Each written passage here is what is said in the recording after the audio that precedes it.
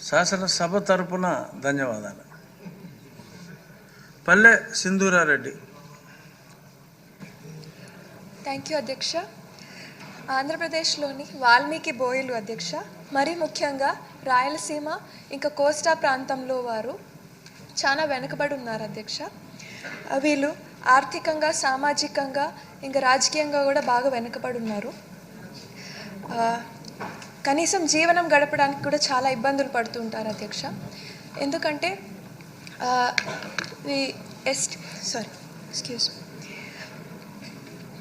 నిరుద్యోగంతోనూ ఇంకా వెనకబాటుతనంతోనూ చాలామంది వలసలు వెళ్ళిపోతుంటారు అధ్యక్ష.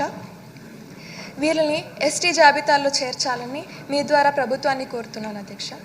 ఎందుకంటే ఇప్పటికే ఈస్ట్ గోదావరి, వెస్ట్ గోదావరి, శ్రీకాకుళం ఇంకా విజయనగరం ఈ ప్రాంతాల్లో ఉన్న వాల్మీకి బోయలు ఆల్రెడీ ఎస్టీల్లో ఉన్నారు అధ్యక్ష. కానీ రాయలసీమ ప్రాంతంలో వారు మాత్రం ఇప్పటికీ బీసీలో ఉన్నారు. కర్ణాటకలో కూడా ఉన్నవారు వాళ్ళు కూడా ఎస్టీ జాబితాలో చేర్చడం జరిగింది అధ్యక్ష. మన గౌరవ ముఖ్యమంత్రి వర్యులు నారా చంద్రబాబు నాయుడు గారు సత్యపాల్ కమిషన్ వేయించి వీళ్ళని ఎస్టీ జాబితాలో చేర్చాలని ముందే అసెంబ్లీలో ఒకసారి తీర్మానం చేసి కేంద్ర ప్రభుత్వానికి పంపడం జరిగింది అధ్యక్ష. కానీ అది ఇప్పటి వరకు జరగలేదు అధ్యక్ష. ఇప్పుడు ఎన్డీఏ ప్రభుత్వం ఎలాగో ఉంది కాబట్టి మనం రాష్ట్ర ప్రభుత్వం కేంద్ర ప్రభుత్వాన్ని మీద ఒత్తిడి తెచ్చి వీళ్ళని ఎస్టీలో చేర్చాలని నేను మీ ద్వారా ప్రభుత్వానికి కోరుతున్నాను అధ్యక్ష. నిజంగా ఇది సమస్య, పెద్ద సమస్య. గతంలో పార్లమెంట్లో కూడా నేను ఎంపీగా ఉన్నప్పుడు మాట్లాడాను. అలాగే వాల్మీకి సంఘం పెద్దలందరితో కూడా కలిసి సంబంధిత మంత్రులను కూడా, మంత్రి గారిని కూడా కలవటం జరిగింది.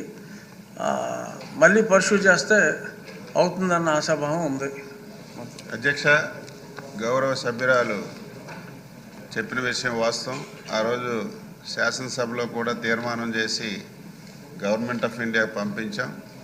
మా సోదరులు కాలువ శ్రీనివాసరావు గారు అయితే అదే పని మీద ఢిల్లీ వెళ్ళి కూడా ప్రయత్నం చేస్తున్నాడు. మళ్ళీ ఒకసారి సభ్యురాలు చెప్పినట్టుగా కేంద్ర ప్రభుత్వం దృష్టిలో పెట్టి ఆ సమస్య పరిష్కారానికి ప్రభుత్వం చిత్తశుద్ధితో కృషి చేస్తుంది.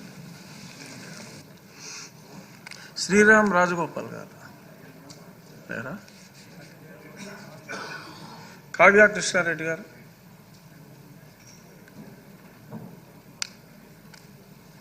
ధన్యవాదాలు అధ్యక్ష. తాగే ప్రతి బొట్టు, తినే ప్రతి తిండి భూమి నుంచి వచ్చింది అధ్యక్ష. ఆ భూమికి సంబంధించినటువంటి క్వశ్చన్ నేను, ఇది రెవెన్యూ సంబంధించినటువంటిది. 2006లో ల్యాండ్ కన్వర్షన్ యాక్ట్ని పెట్టారు అధ్యక్ష. అంటే వ్యవసాయ భూమిని వ్యవసాయేతర భూమిగా, అది రియల్ ఎస్టేట్ కావచ్చు, ఇండస్ట్రీ కావచ్చు, ఎనీవన్ బిజినెస్ పర్పస్కి వాడినప్పుడు దాన్ని ల్యాండ్ కన్వర్షన్ యాక్ట్కి తీసుకొచ్చి వ్యవసాయేతర భూమిగా మార్చారు అధ్యక్ష. అయితే ఈ రోజున రెవెన్యూ డిపార్ట్మెంటు, రిజిస్ట్రేషన్ డిపార్ట్మెంట్ మధ్య సమన్వయ లోపమో లేదంటే తెలిసి జరుగుతుందో తెలియదు, కానీ రిజిస్ట్రేషన్ ఆఫీసులో wet land, dry land, house సైట్స్కి మాత్రమే వాల్యూ కట్టాలి అధ్యక్ష. అగ్రికల్చర్ ల్యాండ్స్ని, కొన్ని ల్యాండ్స్ని ఫిట్ ఫర్ హౌస్ సైట్స్ కింద వాల్యూ కట్టి కమర్షియల్గానే వాళ్ళు నిర్ణయించి కమర్షియల్ రేటు కట్టించుకుంటున్నందువల్ల ఎవరైనా వ్యవసాయ భూమిని కొన్నప్పుడు అది ఫిట్ ఫర్ హౌస్ సైట్స్ కింద ఉంటే 7.5% లెక్కన ట్యాక్స్ కట్టినప్పుడు వాల్యూ ఎక్కువైపోతుంది అధ్యక్ష. వెంటనే ఆ భూమిని మళ్ళీ వ్యవసాయేతర భూమిగా మార్చుకోవడానికి మళ్ళీ రెవెన్యూ అధికారికి అప్లై చేస్తే మళ్ళీ అక్కడ నాలా ఫీజు మళ్ళీ 5% కట్టాల్సిన పరిస్థితి వస్తుంది అధ్యక్ష.